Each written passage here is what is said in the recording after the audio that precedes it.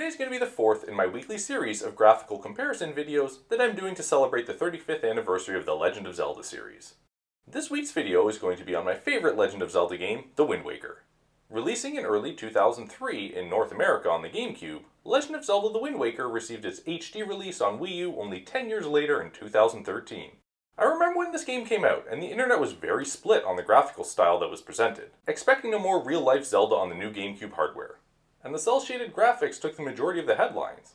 But when the game released, it just oozed charm, and replaying the first parts for this video had me in high spirits, recalling the memories I had of not necessarily the best Zelda game right now, but the one that remains my favorite to this day. I played the GameCube version of Wind Waker using my Wii and an HDMI converter, which allowed me to play the game in progressive scan mode, which I will touch upon later. And obviously the HD version was played on my Wii U. I will have one more comparison video to share before the release of Skyward Sword HD in a few weeks, so be sure to subscribe to SirLink Gaming and hit that notification bell so you can be the first to see the new uploads. And with that, let's get to it. I'm going to start with the original GameCube intro here. Absolutely love this music track.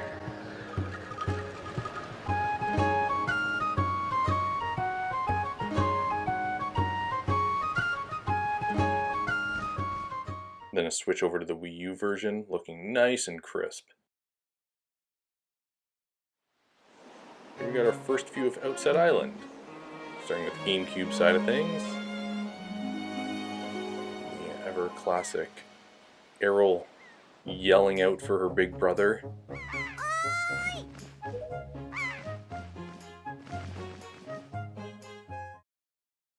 Dragging her little telescope along.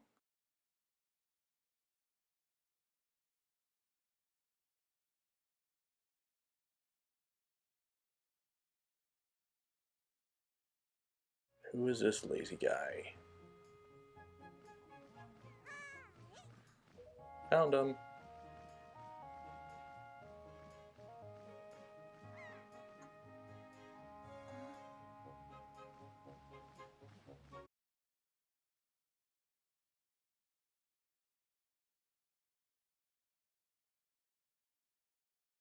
This was a very strange character who was changed a little bit in the Wii U version. Doesn't seem to sniffle up his snot drip anymore.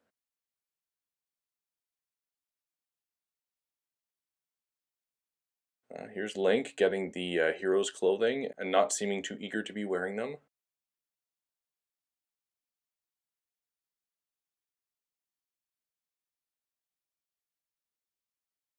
There's a pirate ship chasing after the giant bird.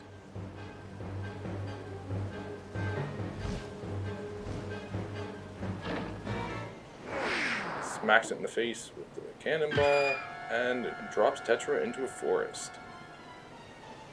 So I'll note that this isn't the true representation of what it looked like on GameCube using a regular CRT TV. I unfortunately don't have one anymore. Hooking it into a modern television actually stretches the image regardless of if you're in progressive scan mode or the interlaced mode, which is where you kind of get this football-shaped, Stewie from Family Guy look on the GameCube version. But I don't have another way to record it, so this is the comparison we've got. They're going to be reunited again. Or are they?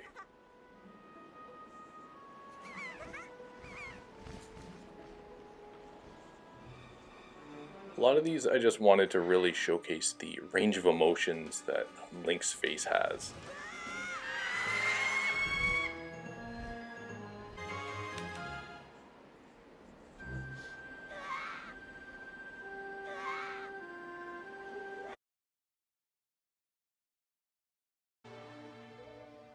There's the going away party.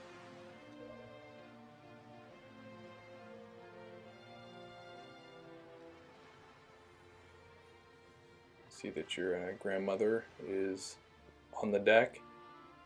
I don't know how we could see it from that distance, but goodbye, Grandma.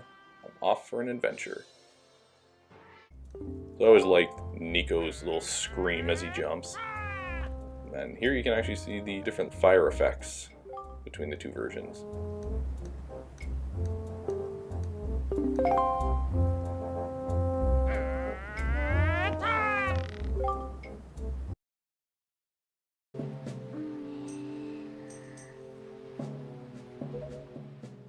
Tetra's little sarcastic grin and gaze. And you're in a barrel. The sounds that he makes. And the countdown.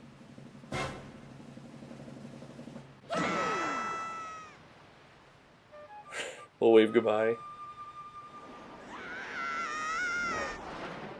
And smash into the side. Just wanted to have a little showcase of the lighting effects there on the stone.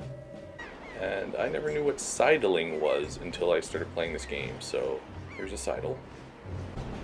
Another happy emotion from Link, jumping to joy that he found his sword. And now he's made it into the area where he finds all the prisoners.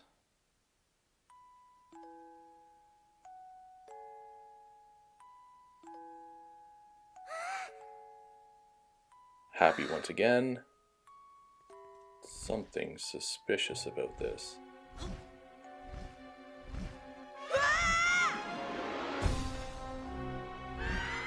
And he is taken away.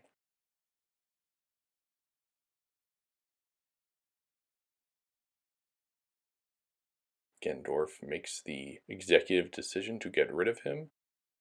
And the amount of force this bird must have in its neck to launch him what seems to be kilometers across the water. Pretty impressive.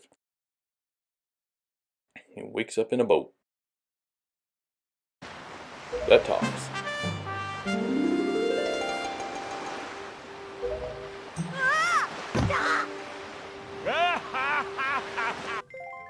Adding to the charm of the game, this cannonball game.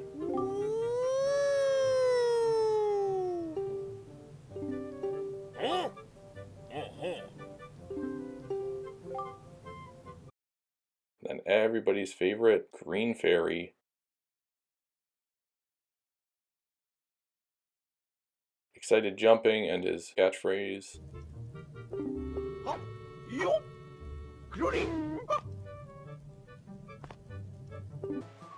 Here you go out on your adventure onto the water. So there is definitely a difference in the blue palette of the ocean and the sky between the two variations. I think it looks pretty good on the newer version. You get a good look at Dragon Roost Island.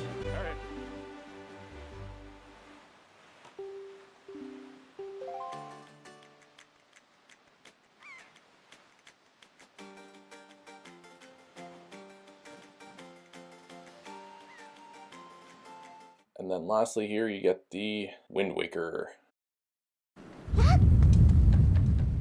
Here you got Medley wanting to just throw her.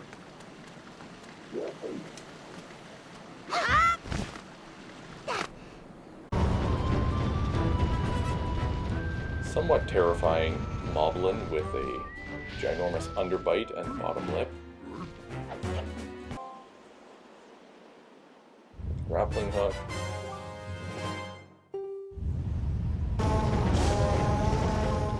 Here it is in action. A nice sword slice as you come down.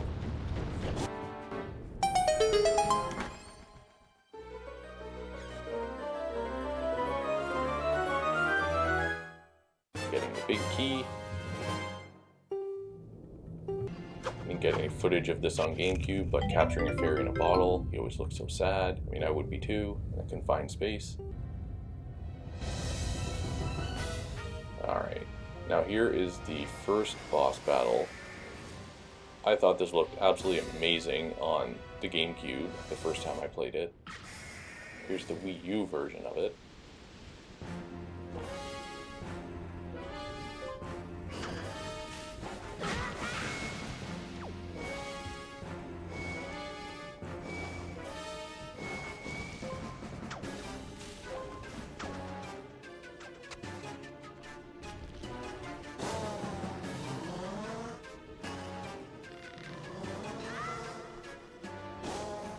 Okay, sync it up with Gamecube. Yeah, it's a little bit of a different color palette. It was like this, and coming out of the lava to put the stone back into the ceiling.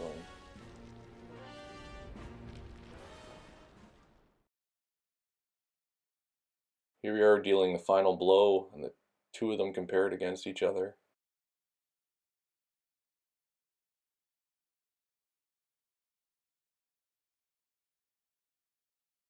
And this is what I remember from back in the day on the Gamecube.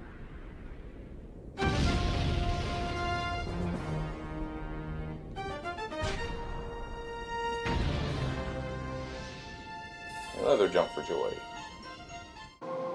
The title of the game, The Wind Waker, and the first usage of it.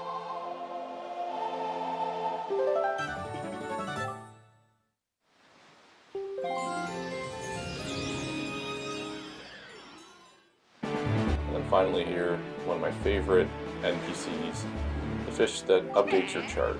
I just love running into him and the sounds that he makes. And that's everything. I'd like to thank you for checking out the 4th episode. If you haven't already, check out the other 3 that have been posted. And look forward next week to the 5th in the series, which is the last before Skyward Sword HD releases in July. I'll see you in my next video.